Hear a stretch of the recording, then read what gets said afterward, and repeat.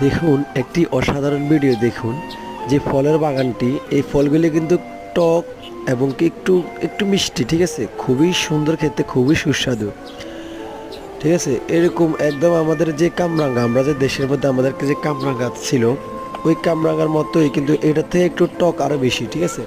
আর জায়গাটা দেখুন খুবই সুন্দর, এরকম জায়গা আসলে আমি যদি এরকম টাকা পয়সা আমার থাকতো তাহলে এরকম আমি জায়গা কিনে এরকম জায়গাটা এরকম তৈরি করতাম, ঠিক আছে।